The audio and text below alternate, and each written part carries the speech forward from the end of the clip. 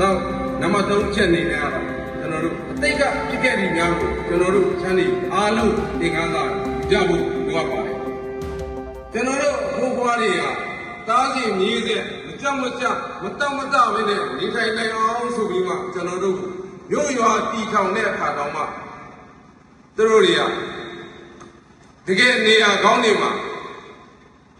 မြို့ရွာတွေတီထောင်ခဲ့ကြပါတယ်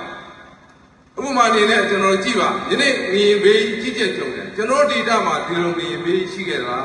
ကျွန်တော်ဘိုးဘွားတွေကိုတကယ်ကျေးဇူးတင်ဖို့ကောင်းပါတယ်ကျွန်တော်ဘိုးဘွားတွေမြို့ရွာတီထောင်ကြပြီဆိုရင်တော့အချက်၄ချက်နဲ့တစ်ချက်၄ချက်နဲ့တစ်ချက်နဲ့ကိုက်ညီနေတော့သူတို့တီထောင်ပါတယ်နံပါတ်1ကတော့နာရေကောင်းတဲ့နေရာမှာလေမြို့ရွာတည်ပါတယ်နောက်နံပါတ်2ကတော့နာ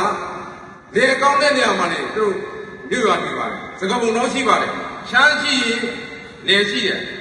လေရှိရင်ချမ်းရှိတယ်ကျွန်တော်တို့ကအေးစစ်စစ်နဲ့လေယာလုပ်ငန်းကိုလုပ်ကိုင်စားတော့ကြတဲ့လူမျိုးတွေဖြစ်ပါလေနံပါတ်3ချက်ကတော့ဘာဆိုတော့ယာရနာဘောင်းဆိုဖက်ရှိတယ်လို့အဓိပ္ပာယ်ပြန်လာပါတယ်နော်ကျွန်တော်တို့ဒေတာများမှာယာရနာဘောင်းဆိုဖက်ရှိပါတယ်ရွှေကြောက်ပရင်အကုန်ဖက်တယ်ကျွန်တော်ဒေတာတွေဘိုးဘွားတွေပြောရတယ်နံပါတ်4ကတော့ဒါစိတ်ကန်းကောင်းတဲ့လေရွာတယ်မြို့ရွာတယ်အဲဆိုတော့ကျွန်တော်တို့လူမျိုးတွေကပုံပူတန်ရောင်းငရေးပါလေတော်တဲ့အတွက်ကြောင့်မို့ကျွန်တော်တို့စိတ်ကံကောင်းတဲ့နေတွေရွာတယ်ပါလေနာဟာတာအချက်၄ချက်တည်းအချက်နဲ့ကိုက်ညီနေရွာတယ်လာပြီးခဲ့ကြတာကျွန်တော်တို့ဒီရဲ့အကျိုးရလဒ်ကိုကျွန်တော်တို့တွေမခံစားခဲ့ကြဘူးဘာကြောင့်မခံစားခဲ့ရလဲဆိုတဲ့အခါကျတော့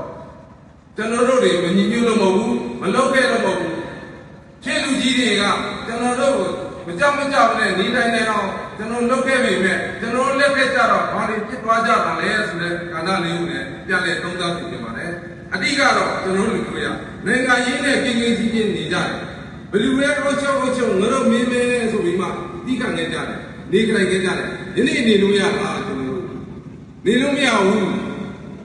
စစ်ပွဲလေးကြားထဲမှာမြေစာမင်းဖြစ်ခဲ့ကြရတာလေကျွန်တော်တို့လူမျိုး